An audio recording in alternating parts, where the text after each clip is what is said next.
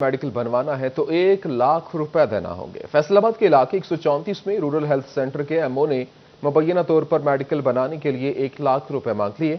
60,000 लेने पर शहरी मोहम्मद शहबाज ने एंटी करप्शन में दरख्वास्त दे दी। वकास बेग इस वक्त हमारे साथ है, उनसे तफसीलात जानेंगे। जी वकास, क्या तफसीलात है? जी बिल्कुल, ये रूरल हेल्थ सेंटर है, चेक नंबर 134। यहाँ पर एसएमओ की जानिब से जब तशद्दुद का शिकार हुए कुछ अफराद मेडिकल बनवाने आए तो उनसे 1 लाख रुपए रिश्वत तलब की गई। उसके बाद शहरी की जानिब से 60,000 रुपया बतौर रिश्वत पहले वसूल किया गया और फिर मेडिकल बनाने से जब इनकार हुआ तो शहरी शहबाज ने एंटी करप्शन में तमाम तर सबूतों के साथ जब दरखास्त दे दी है इस डॉक्टर के खिलाफ, डॉक्टर की जानिब से मेडिकल के नाम पे 60,000 रुपए, 20,000 रुपए नकद, जबकि 40,000 रुपए डिजिटल। एंटी करप्शन ने मामले की इंक्वायरी शुरू कर दी है और कल बरोज सवार जो है डॉक्टर जो कि एसएमओ है उनको तलब कर लिया है। SMO rural health centre Ahmed Yusuf के खिलाफ ये इंक्वायरी जो है शुरू कर दी गई है। एंटी करप्शन फैसलाबाद में कल दिन 12 बजे उनको तमाम तर रिकॉर्ड के साथ पेश होने का जो है कहा गया है। जी ठीक है, बहुत शुक्रिया वकास बेग, तफसीलात से आगाह कर रहे थे। थाना बाहलक के इलाका में खातून पर सरेआम तशद्दुद का मामला, पुलिस ने 12 रोज बाद मुकदमा दर्ज कर लिया। एफआईआर के मुताबिक 5 मुलजमान ने चौक में रिक्शा खड़ा करने के एवज इमदाद हुसैन से भत्ता मांगा। इनकार पर मुलजमान रिक्शा ड्राइवर की मां को सरेआम घसीटते रहे। मुतासरा ड्राइवर ने 16 अगस्त को कानूनी कार्रवाई के लिए बाहलक पुलिस को दरख्वास्त दी थी। थाना बाहलक के इलाका में खातून पर सरेआम तशद्दुद का मामला है। पुलिस ने 12 रोज बाद मुकदमा दर्ज कर लिया। 5 मुलजमान ने चौक में रिक्शा खड़ा करने के एवज इमदाद हुसैन से भत्ता मांगा और मुकदमा दर्ज हुआ। मुकदमा इनकार पर यहां मुलजमान रिक्शा ड्राइवर की मां को सरेआम घसीटते रहे। मुतासरा ड्राइवर ने 16 अगस्त को कानूनी कार्रवाई के लिए बाहलक पुलिस को दरख्वास्त दी थी।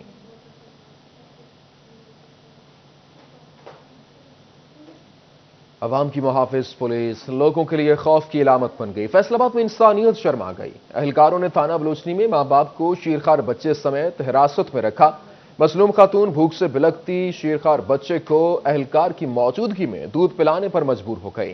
फैसलाबाद पुलिस अवाम के लिए खौफ की अलामत बन गई। थाना बलोचनी में मां बाप को शीरखार बच्चे समेत हिरासत में रखने की मोबाइल फुटेज सिटी 41 को मौसूल हो गई है। सूद की रकम अदा न करने पर शहरी गुलाम अली को वालद, बीवी और शीरखार बच्चे समेत थाना में फर्श पर बिठा दिया गया। फुटेज में बदकिस्मत खानदान की निगरानी के लिए सादा कपड़े में अहलकार बिठा भी देखा जा सकता है और वहां पर फुटेज में गैर कानूनी हिरासत में रखने वाले थानेदार लियाकत चीता को भी देखा जा सकता है। खबरों के सिलसिले को आगे बढ़ाएं। आपको बताएं, एएसआई से इंस्पेक्टर तक के अफसरान के लिए 2 साल ओहदे पर आर्जी बुनियादों पर काम करना लाजिम करार। 2 साल के बाद कारकर्दगी की बुनियाद पर ओहदे पर कंफर्म किया जाएगा। 2 साल पूरे होने पर अगर अहलकार मुअत्तल हुआ तो कंफर्म नहीं किया जाएगा। इसी पर बात करेंगे तैयब मकबूल से। जी तैयब, क्या तफसीलात हैं?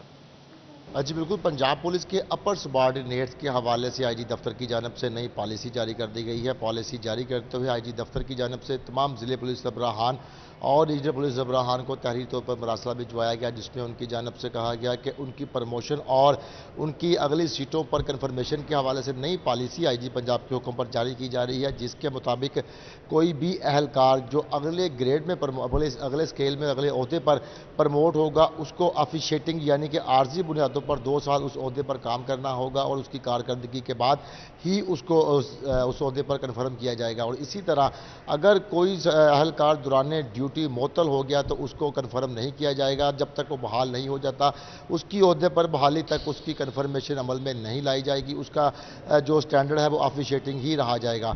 आईजी दफ्तर की जानब से मजीद कहा गया कि सूबा भर के तमाम ज़िले पुलिस सरबराहान इस पॉलिसी को मद्देनजर रखेंगे। किसी भी अहलकार को 2 साल से पहले अपनी सीटों पर अपने ओहदों पर कन्फर्म नहीं किया जाएगा और अगर कोई अहलकार मुअत्तल होगा तो उसको भी कन्फर्म नहीं किया जाएगा। उनका ये कहना था कि मुस्तकबिल में इस किस्म की कोई भी प्रैक्टिस सामने नहीं आनी चाहिए कि कोई मुअत्तल अहलकार अपने ओहदे में कन्फर्म कर दिया गया है या अहलकारों को 2 साल आर्जी बुनियादों पर उनकी कारकर्दगी देखने की बजाय 2 साल से कबल। बहुत शुक्रिया, तफसीलात से आगाह कर रहे थे। फैसलाबाद रेलवे स्टेशन मुसाफिर खाने में सफाई के नाकिस इंतजाम, जगह जगह कूड़े के ढेर और रेलवे इंतजामिया की नाअहली का सबूत बन गए। मुसाफिर गंदगी से परेशान है। मजीद जानेंगे अवैस अली से। अवैस, बताइएगा, इंतजामिया कहां मुंह छुपाए बैठी है? आज ही बिल्कुल फैसलाबाद रेलवे स्टेशन मुसाफिर खाना में रेलवे इंतज़ामिया की जानिब से सफाई के नाकस इंतजाम जो हैं वो किए जा रहे हैं। स्टेशन पर कूड़ा मौजूद है, सफाई को जो है वो मलूज़ खातर नहीं रखा जा रहा। मुसाफिरों का रश ज़्यादा है, कूड़े की वजह से जो है वो मुसाफिरों का यहाँ पर बैठने में मुसाफिर खाना में मुश्किलात हो रही है। हमारे साथ कुछ मुसाफिर मौजूद हैं, उनसे जानते हैं। अच्छा, आप हमें बताइएगा कि यहाँ पर सफाई के नाकस इंतजाम है, क्या कहेंगे? सफाई के मतलब देंगे कैसे बैठे हैं, बदबू आ रही है, सारा किचरा जरा वो खिल रहा हुआ है, कोई सफाई करने वाला हम तो देखा ही नहीं है। 1 बजे के आज ही बिल्कुल मुसाफिरों का ये कहना है कि यहाँ पर जो है वो बैठने में मुश्किलात हो रही है, किसी किस्म की कोई सफाई नहीं की जा रही। कुछ और मुसाफिर मौजूद हैं, उनसे जानते हैं। अच्छा, आप हमें बताइएगा कि यहाँ पर कूड़ा मौजूद है मुसाफिर खाने में, क्या कहेंगे इस वाले से? हाँ जी, यहाँ पर बहुत सफाई का बिल्कुल इंतज़ाम नहीं है, गंद पड़ा हुआ है इधर। वो देखो कितनी सफाई करने वाली पड़ी है और यहाँ बदबू बहुत फैली हुई है। सफाई करनी चाहिए। आज ही बिल्कुल मुसाफिरों की जानिब से यही मुतालबा किया जा रहा है कि फैसलाबाद रेलवे स्टेशन के मुसाफिर खाना में सफाई के नाकस इंतजाम हैं, जिसकी वजह से ट्रेनों का घंटों इंतज़ार करने में मुसाफिरों को यहाँ पर मुश्किलात हो रही हैं। फैसलाबाद रेलवे इंतज़ामिया की गफलत के बायस से मुसाफिर खाना में जो है वो कूड़े के ढेर मौजूद है। जो मुसाफिरों का रोज़ाना की बुनियाद पर यहाँ पर कचरा होता है उसको भी नहीं उठाया जा रहा, जिसकी वजह से जो है। ठीक है अवैस, बहुत शुक्रिया, तफसीलात से आगाह कर रहे थे। चनियोट के बासी बुनियादी सहूलियात से महरूम है। मोहल्ला अहमदपुरा की आबादी 30,000 से जायद है, मगर वाटर फिल्ट्रेशन प्लांट एक भी नहीं है। हेपेटाइटिस समेत दीगर अमराज फूटने लगे हैं। शहरी साफ पानी के लिए शहर का रुख करने पर मजबूर हैं। इस रिपोर्ट देखिए। चनियोट का इलाका मोहल्ला अहमदपुरा अरसा दराज से साफ पानी की सहूलत से महरूम है। 30,000 से ज्यादा आबादी के लिए एक भी वाटर फिल्ट्रेशन प्लांट मौजूद नहीं। इलाके में हेपेटाइटिस और दीगर मोजी अमराज फूटने लगी, जबकि मकीन साफ पानी के लिए दर बदर फिरने पर मजबूर हैं। MNA, MPA और जिले इंतजामिया मोहल्ला अहमदपुरा के मकीनों को सहूलियात देने में नाकाम हो गए। साफ पानी की फराहमी न होने पर अहले इलाका शदीद परेशान है। कहते हैं सीवरेज मसाइल से 2-4 थे और अब साफ पानी को भी तरसने लगे हैं। मुल्की अवामी नुमाइंदों ने वादे किए, लेकिन फिल्ट्रेशन प्लांट्स लगे, ना ही बुनियादी सहूलियात मिली। हमें दूर दराज इलाकों में फिल्ट्रेशन प्लांट के लिए पानी लेने हम जाते हैं। दूर दूर इलाके हमारे बच्चे छोटे छोटे वो वबाई बीमारियों में उनको कोई हमें साफ पानी मुहैया नहीं है। पूरी आबादी में हमारे पास जो है वाटर फिल्टर प्लांट नहीं है। हमारा जो ज़ेर ज़मीन पानी है वो काफ़ी अरसे से गंदा और गर्दलूद हो चुका है। हम ज़िली इंतज़ामिया से इल्तमास करते हैं कि वो जल्द से जल्द वाटर फिल्टर प्लांट का इनकाद करें ताकि हम अच्छा पानी पी सकें। मोहल्ला अहमदपुरा के मकीनों ने हुकूमत और जिले इंतजामिया से मुतालबा किया कि इलाके में वाटर फिल्ट्रेशन प्लांट्स लगाए जाए ताकि साफ पानी से मुस्तफीद हो सके। चनियोट के इलाके मोहल्ला अहमदपुरा के मकीनों ने मुतालबा किया है कि इलाके में बुनियादी सहूलियात की फराहमी को यकीनी बनाने के साथ साथ फिल्ट्रेशन प्लांट्स लगाए जाए ताकि इलाका मकीनों को मुश्किलात का सामना ना करना पड़े। कैमरामैन औरंगजेब के साथ अब्दुल कदीर कलियार, सिटी 41 चनियोट। जंग में महकमा ज़राअत की जानिब से काश्तकारों को किसान कार्ड्स की फराहमी का अमल जारी है। किसानों को सब्सिडी की फराहमी के लिए कोई इकदाम नहीं किए जा सके। मजीद जानेंगे अवैस खान से। जी अवैस, बताइएगा। बिल्कुल, जंग में महकमा ज़राअत की जानिब से किसानों को किसान कार्ड्स की फराहमी का अमल तो जारी है, ताहम किसानों की जानिब से इस किसान कार्ड्स के अमल को जो है पेचीदा करार देते हुए इसको मज़ीद आसान करने और किसानों को सब्सिडी फराहम करने का मुतालबा किया गया है। इस और से मिसर किसान रहनुमा नदीमा दरशाह मौजूद हैं, उनसे बात करेंगे। सर बताइएगा, कैसे देखते हैं किसान कार्ड की फराहमी के हवाले से जो इक़दाम किए जा रहे हैं? बिस्मिल्लाहिर्रहमानिर्रहीम। नदीम दरशाह जी, प्रेसिडेंट किसान बोर्ड डिस्ट्रिक्ट जंग, सिटी 41 के मशहूर हैं कि वो किसानों के जो मसाइल हैं उनको वो सामने लाते हैं। और किसान कार्ड के हवाले से जो है जी, किसान कार्ड की से पहले भी मुख्तलिफ हुकूमतों ने इस पे सब्सिडी दी है फर्टिलाइज़र पे। तो ये किसान कार्ड का जो अमल है थोड़ा सा पेचीदा ज़रूर है। हुकूमत की तरफ से ये खुश आइंद है, होनी भी चाहिए, क्योंकि फर्टिलाइज़र के जो रेट्स हैं वो अब ज़मींदार की कुव्वत से बिल्कुल बाहर हो चुके हैं। इसका गंदम पे आगे जो आने वाली फसल गंदम है उस पर बड़ा असर पड़ेगा, क्योंकि DAP की जो प्राइस है वो अब मार्केट में 6550 रुपये चली गई है, 6550 प्लस में चली गई है। तो किसान कार्ड के हवाले से मैं ये कहता जाऊँ कि इसमें जो ज़राअत का नीचे वाला अमला है, जो स्टाफ है उनका, वो और डीलर और कोई पल्लेदार हजरात जो हैं और ट्राले वाले जो हैं जो खादों को ले आते हैं, उनकी मिली भगत से अगर वो कुछ ना कुछ निकल आया तो फिर ज़मींदार के पल्ले जाएगा, अदरवाइज ज़मींदार को इसमें कुछ भी नहीं मिलेगा। और ये पेचीदा थोड़ा सा अमल है, उसमें फ़र्द मलकियत का इस्तेमाल होता है, फिर बैंक अकाउंट होता है, इसी तरह काफ़ी चीज़ें ऐसी हैं जो ज़मींदार इतनी बड़ी काविश नहीं कर सकता। तो हुकूमत वक्त से रिक्वेस्ट यही है कि इसको जितना आसान हो डायरेक्ट सब्सिडी दें, डायरेक्ट रेट कम करें, तो ये सबसे बेहतर होगा जी। इनका कहना है कि हुकूमत को चाहिए कि यकीनी तौर पे जो है करप्शन से पाक करने के हवाले से मॉनिटरिंग का भी जो है वो। ठीक है, बहुत शुक्रिया अवैस, तफसीलात से आगाह कर रहे थे। दूसरी जानब महंगाई का जिन बेकाबू, गरीब आवाम का जीना मुहाल। टोबा टेक सिंह की सब्जी मंडी में अशिया के रेट्स आसमान से बातें करने लगे। टोबा टेक सिंह की सब्जी मंडी में अशिया के रेट्स आसमान पर पहुंच गए। सब्जी मंडी में आलू 73 से बढ़कर 75 रुपए, प्याज 42 से 44, सब्ज मिर्च 63 से 66 रुपए और टमाटर 72 रुपए से बढ़कर 76 रुपए फी किलो में फरोख्त होने लगे। अदरक 335 से कम होकर 315, लहसुन 115 से 120, शिमला मिर्च 110 से 115 रुपए फी किलो में फरोख्त होने लगी। शहरियों को खरीदारी के लिए परेशानी का सामना करना पड़ रहा है। तो सब्जी मंडी में आज जैसे पहले आता हूँ उस तरह का तो रेट ही कोई नहीं है और किसी चीज़ को हाथ नहीं लग रहा है। ये आधा किलो टमाटर मुझे 60 रुपए किलो के हिसाब से मिले हैं, जो कम से कम 20 रुपए किलो होते थे। और जब से ये गवर्नमेंट आई है इस हिसाब से तो ये जितनी महंगाई की हुई है, गरीबों का तो इन्होंने बहुत बुरा हाल कर दिया है। इसी तरह फलों के रेट्स भी आवाम की पहुंच से दूर हो गए। सेब 165, आम 75, केला 80 रुपए फी दर्जन, अमरूद 38, अनार 125 रुपए फी किलो में फरोख्त होने लगे। अंगूर 295, खजूर 195 और गरमा 95 रुपए फी किलो में फरोख्त हो रहा है। ओपन मार्केट में भी कीमतें बढ़ने पर शहरी परेशान हैं। कहते हैं महंगाई कंट्रोल करने के लिए इकदाम किए जाएं। कैमरामैन जवार मलिक के हमरा शाहिद महमूद, टोबा टेक सिंह। पीटीआई हुकूमत के 3 साल मुकम्मल हो गए। लीगी रहनुमाओं की जानिब से पीटीआई हुकूमत पर तनकीद का सिलसिला जारी है। डिवीजनल इंफॉर्मेशन सेक्रेटरी मुस्लिम लीग नून राना एहसान अफजल का कहना है कि हुकूमत आवाम को रिलीफ मुहैया करने में नाकाम हो चुकी है। मजीद बात करेंगे अब्दुर्रहमान से। अब्दुर्रहमान, मजीद उनका क्या कहना था?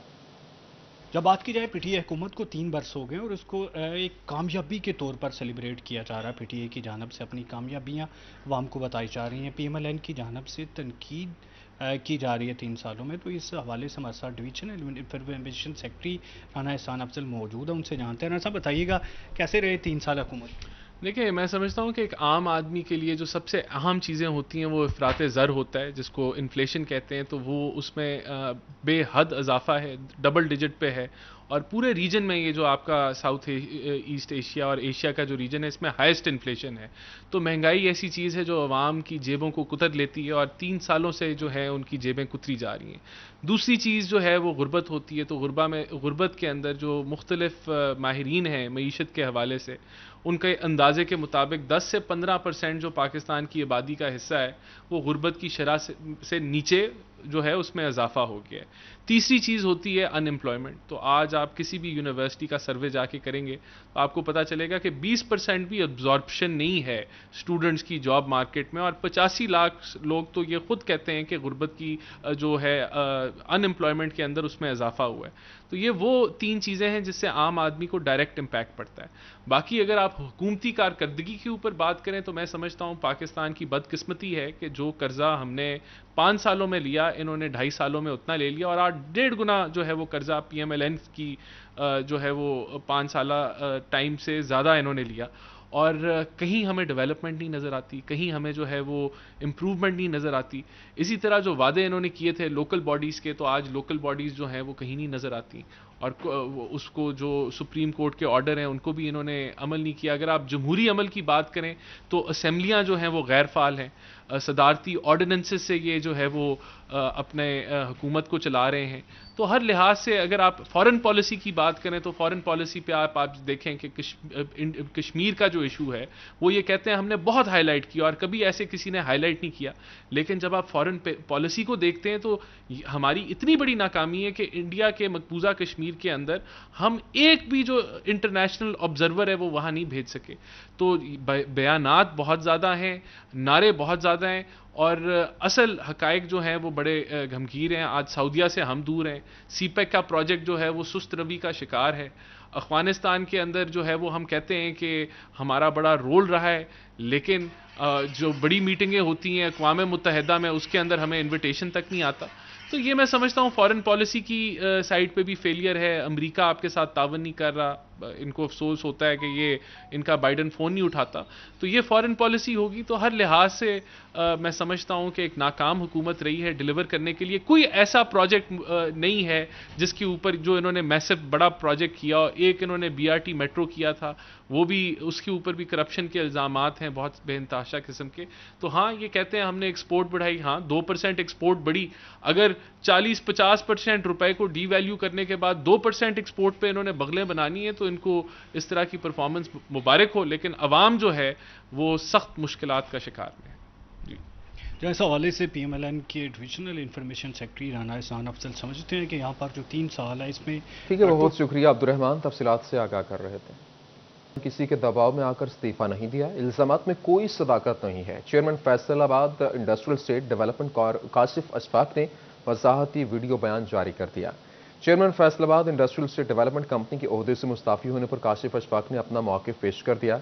कहते हैं कि किसी के दबाव में आकर इस्तीफा नहीं दिया, मैंने ईमानदारी से चेयरमैन के तौर पर अपनी खिदमात सर अंजाम दी हैं। उन्होंने मजीद कहा कि मुझ पर इस्तीफे से मुतालिक इल्जामात लगाए जा रहे हैं मैं जो बेबुनियाद हैं।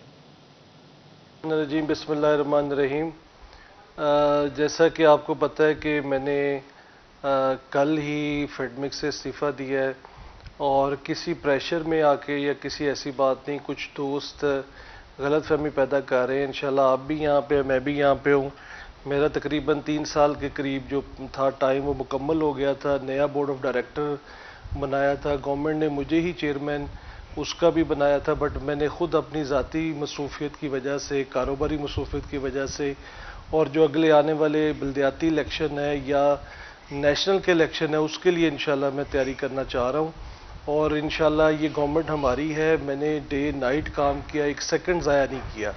और उर्दू का कोई मसला नहीं होता, मैं अभी भी चेयरमैन हूँ पाकिस्तान बिजनेस काउंसिल का, जो यूके पाकिस्तान बिजनेस काउंसिल का मैं चेयरमैन हूँ। पूरे पंजाब का मुझे सीनियर वाइस चेयरमैन बनाया जो BNP ग्रुप है, जो कि बिजनेस मैन पैनल है बेसिकली, जो इस वक्त फेडरेशन में बरसे इक़्तिदार है। तो अल्लाह के फजल से PVTC में मैं हूँ, फर्नीचर काउंसिल का मैं चेयरमैन हूँ। मेरे पास इतने उहदे, मेरे पास टाइम नहीं है, तो ऐसा कोई मसला नहीं। ये हमारी हुकूमत है, मेरी पूरी अंडरस्टैंडिंग है वज़ीर आज़म से, वज़ीर आला से, गवर्नर साहब से, और इंशाल्लाह हम अपने ग्रुप का चेयरमैन फेडमिक में नया वाला लेके आ रहे हैं। तो ये तमाम अफवाहें जो हैं ये मैं समझता हूँ कि इस पे कोई कान ना धरें। इंशाल्लाह ताला मैं इधर ही हूँ आपके साथ, और हमने हमारे ख़ानदान की बड़ी यहाँ पे कंट्रीब्यूशन है टोबा टेक्सिंग फैसलाबाद के लिए। और ये जो कंपनी फेडमिक बनी थी 2004 में, मेरे अंकल इसके 6 साल चेयरमैन रहे हैं। हमारे लिए ये ओहदा कोई नई चीज़ नहीं है या कोई ऐसी बात नहीं है कि जो हमें पहली दफ़ा मिला है ओहदा, या हमें ओहदे भी उन्हीं को मिलते हैं जो काम करते हैं, डिलीवर करते हैं। तो इंशाल्लाह हम डिलीवर करने वाले हैं, डिलीवर किया भी है और इंशाल्लाह फ्यूचर में भी करेंगे। तो मैं अपने सारे जो दोस्त हैं, ताल्लुक़ वाले हैं, भाई हैं, सारे अज़ीज़ों सबका शुक्रिया अदा करता हूँ कि आपने हमेशा मुझे बड़ा सपोर्ट किया है। और इंशाल्लाह आगे फ्यूचर में हम बहुत और काम करेंगे अपने इलाके के लिए, फैसलाबाद के लिए, इंडस्ट्रियलाइजेशन के लिए, CPEC के लिए और बिज़नेस कम्युनिटी के लिए इंशाल्लाह ताला भरपूर तरीके से मैं अपना रोल प्ले करूँगा।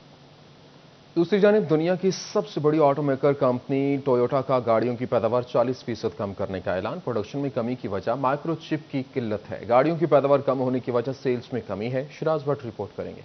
पाकिस्तान की ऑटो मार्केट पर भी असरात मुरत्तब होंगे। पाकिस्तान में टोयोटा ने गुज़िश्ता माह रिकॉर्ड गाड़ियां सेल की, लेकिन गाड़ियों में माइक्रोचिप की किल्लत से अब कारसाज कंपनियों ने अपनी प्रोडक्शन कम कर दी है। गाड़ियों का कारोबार करने वाले हजरात के मुताबिक इसकी कमी की वजह से गाड़ियों की कीमतें बढ़ने का भी खदशा है। जापानीज ने एक चिप चलाई है, वो चिप की शॉर्टेज चल रही है।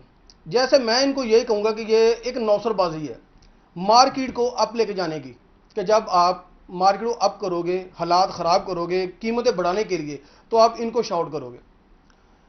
यूरोपियन, जापानीज कंपनी तो एक ही है ना जो जापान में है, जो चिप बना रही है माइक्रो चिप, वो अब इन्होंने शॉर्ट कर दी है। शॉर्ट करने का मकसद सिर्फ ये है कि अपनी कंपनी को आगे लेकर जाना है, लेकर इसलिए जाना है कि गाड़ियों का रेट अप हों। ये शॉर्टेज करेंगे, शॉर्टेज के बाद ये अपनी सारी प्रोडक्शन गिरा देंगे।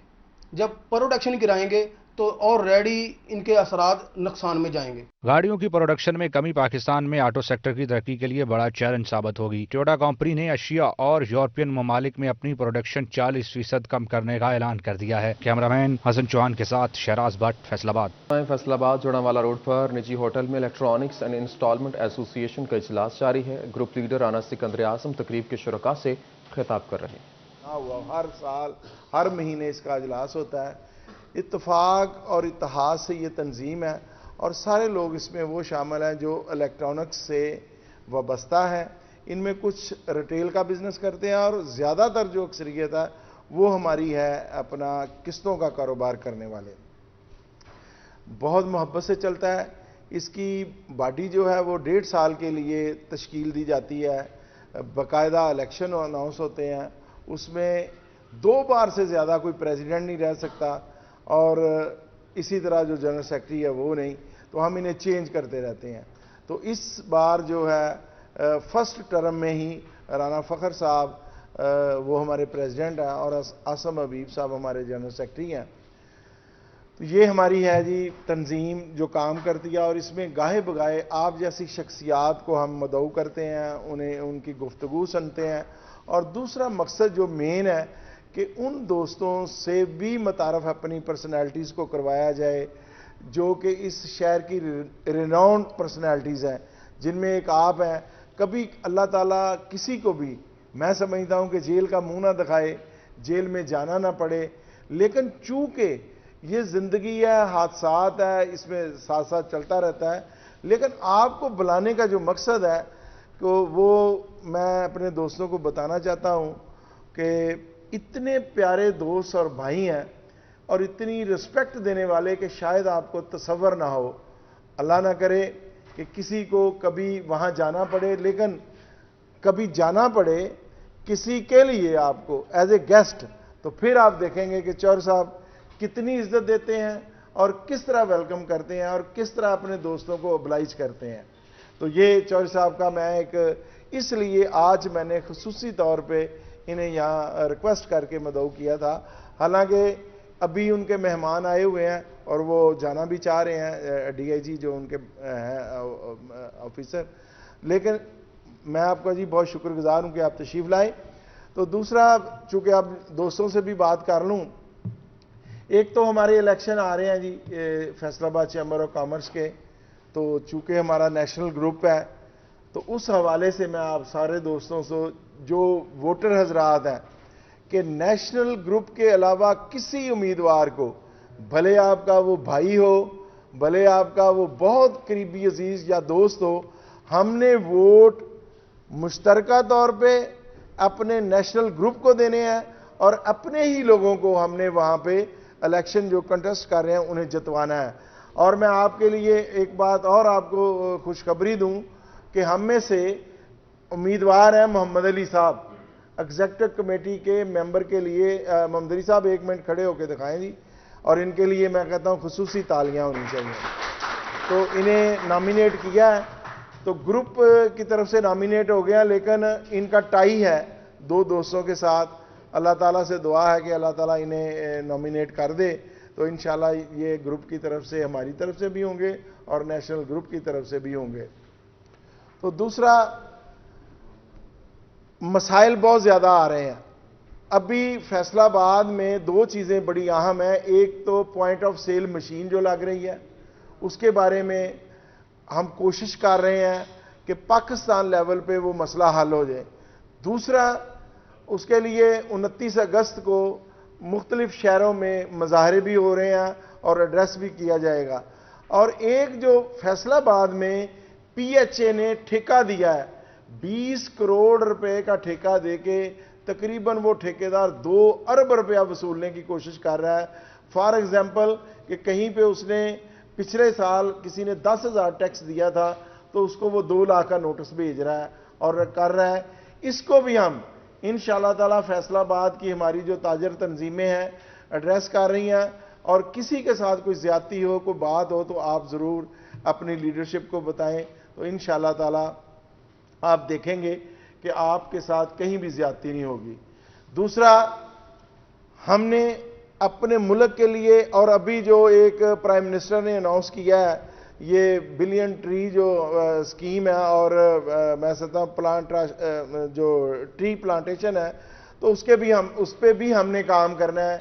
ये वतन हमारा अपना है, ये शहर हमारा अपना है, तो इसके लिए भी दोस्तों से गुजारिश है कि आप भले अपने घर में एक पौधा लगाएं, अपने शोरूम के बाहर एक पौधा लगाएं, अपने मोहल्ले के स्कूल, कॉलेज या जो भी आपकी मस्जिद वगैरह वहाँ पे, या खाली जगह आप कोई भी नज़र आती है, वहाँ पे आप पौधे ज़रूर लाएं।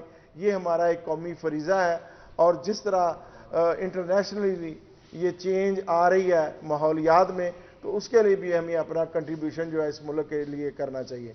आखिरी बात जो मैं समझता हूँ कि अखलाकी तौर पे मुझे ज़रूर आपसे करनी चाहिए कि आपने 14 अगस्त को देखा होगा जो मीनार पाकिस्तान पे वाक़या हुआ है, उसकी वजह क्या है कि हम अपने नौजवानों को घर में वो जो वालिदैन की, मैं समझता हूँ कि उनके फ़राइज़ में शामिल है, और बच्चों को बताना चाहिए कि इतना शर्मिंदगी हुई है पूरी दुनिया में कि उस जगह पे, और उस दिन जिस दिन हम उसकी यानी 1940 की उस याद को ताज़ा कर रहे थे। फैसलाबाद में निजी होटल में इलेक्ट्रॉनिक्स एंड इंस्टॉलमेंट एसोसिएशन का इजलास जारी है, जहां पर ग्रुप लिबर लीडर राना सिकंदर आजम की तकरीब में शिरकत है और वो खिताब कर रहे थे।